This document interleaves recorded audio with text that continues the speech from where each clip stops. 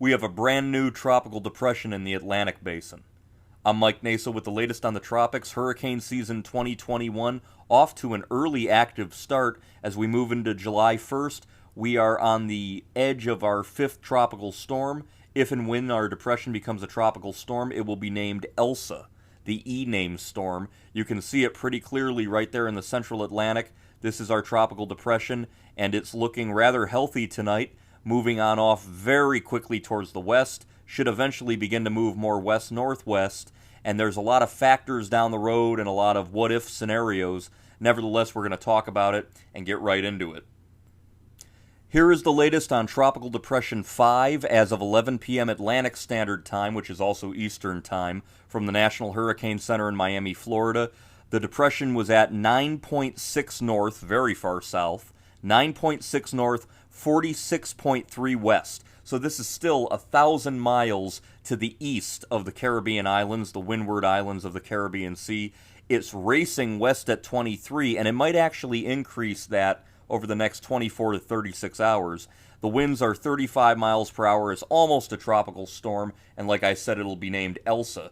That name was originally Elena, which was retired as Hurricane Elena hit Florida back in '85, and that was replaced with Erica. And Erica was retired 6 years ago for flooding some of these Caribbean islands as a tropical storm. Hopefully, if and when this becomes Elsa, we don't see that type of flooding, and I don't think we will, because as you can see, this is going to be racing into the Caribbean Sea. We're talking literally tomorrow night here, Friday night south of Puerto Rico, Saturday night near Haiti and Jamaica, Sunday night Cuba, Monday night the Florida Keys. That's how fast this system will be progressing.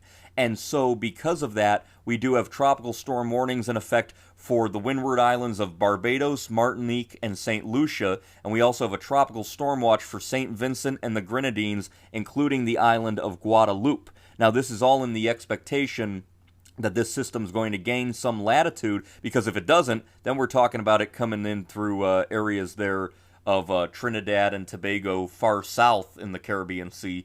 It looks like it will eventually move west-northwest underneath this dome of high pressure to its north, and then as that ridge erodes and we have a trough move through the southeast U.S., we'll eventually see a bend in the north. But again, this is very far out and the system just developed, so there's a lot of factors at work here.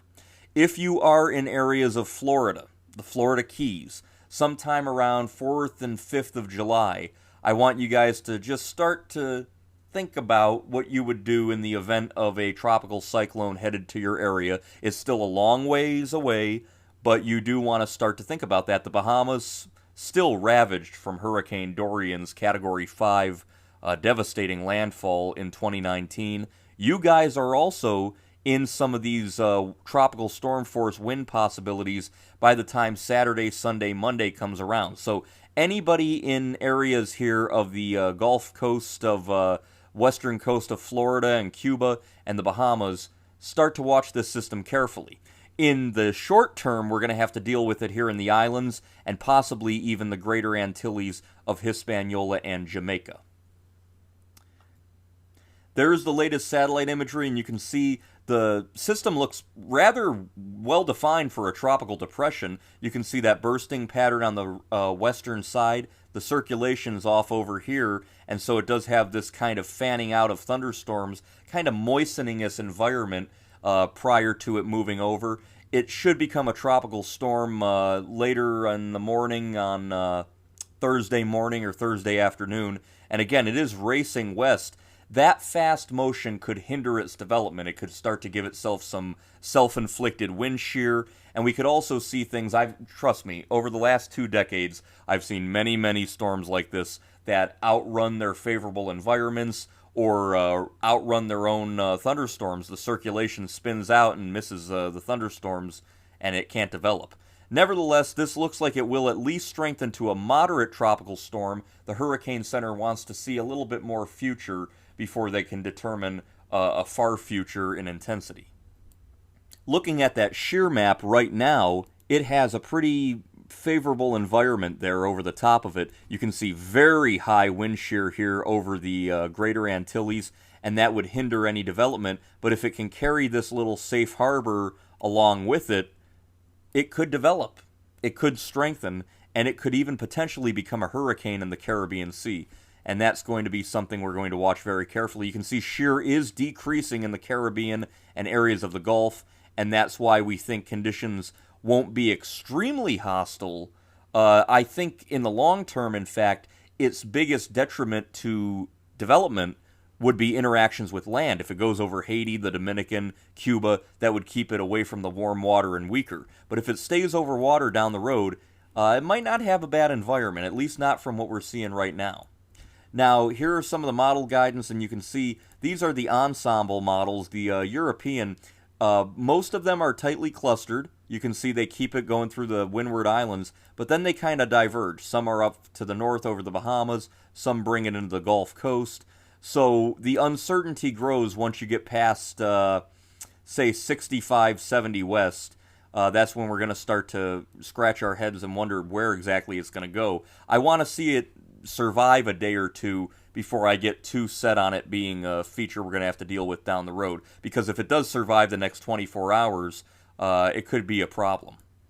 Here's the GFS model. This would be a problem. This is July 7th. The simulated satellite clearly shows a hurricane right off the west coast of Florida.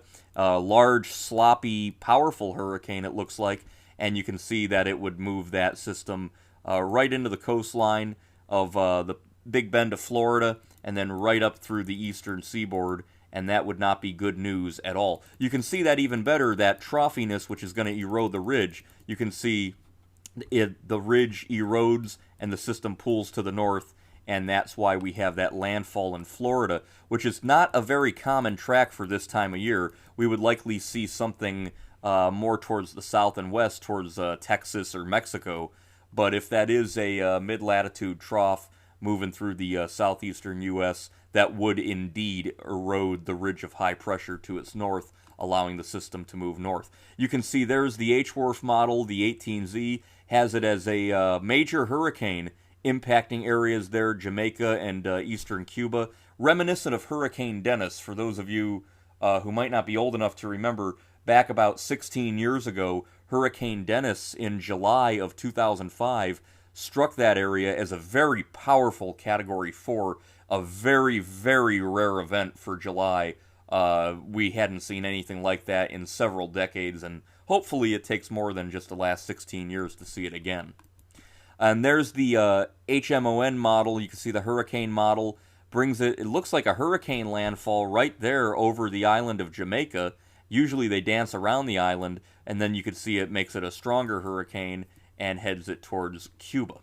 So the bottom line with this, number one, the depression is expected to become a tropical storm before reaching the Lesser Antilles, and those tropical storm conditions are expected beginning late Thursday in portions of the Windward and Southern Leeward Islands. Remember, this is moving very, very quickly. So you guys in the islands, you don't have a lot of time to get ready for that blow-through of the tropical storm. Number two, heavy rainfall will move quickly, but isolated flash flooding and mudslides are possible with any tropical cyclone, those downpours, especially in mountainous areas.